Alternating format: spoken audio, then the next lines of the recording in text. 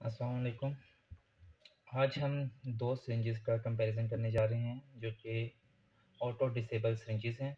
एक हमारे पास है शिफा कंपनी की और एक है हमारे पास एप्पल और शिफा दोनों ऑटो डिसेबल सिरिंजेस हैं।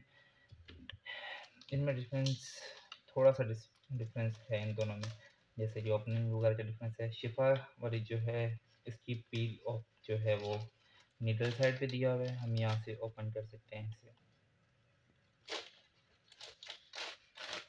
और इसमें जो है हमें इसकी नीडल को टाइट करने की ज़रूरत होती है। इसी तरह से एप्पल है, एप्पल का पील ऑफ जो है इसके प्लंजर वाली साइड पे दिया हुआ है। यहाँ से हम ओपन करते हैं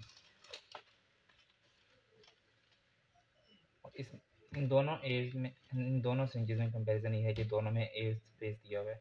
इसमें हमें एयर निकालने की ज़रूरत नहीं है। अगर आप एयर निकालने की इसमें से कोशिश करें जो कि हमारी प्रैक्टिस में है, तो ये ऑटो डिसेबल हैं, तो ये सिरिंजेस आपको जो है वेस्ट जाएगी, आपको दोबारा से नई सिरिंज इस्तेमाल करनी पड़ेगी। तो इसलिए आपको एयर निकालने की इसमें ज़रूरत नहीं है, आपको इसे ऐसे ही यूज़ करना है।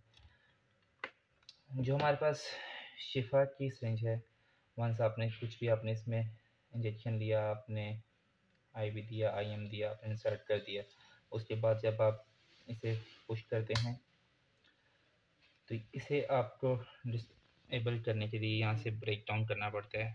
आप इसे थोड़ा सा टिल्ट करते हैं तो ये इस तरह से डिसेबल होती है।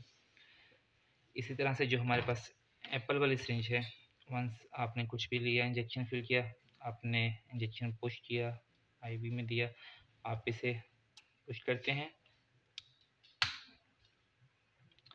तो ये हमारे पास जो इसका प्लंजर है वो एंड से ब्रेक डाउन होता है। जो कि शिफा है इसका प्लंजर जो है एंड से ब्रेक डाउन होता है, और जो हमारे पास एप्पल में सिरिंज है इसका प्लंजर जो है स्टार्ट से ब्रेक डाउन होता है।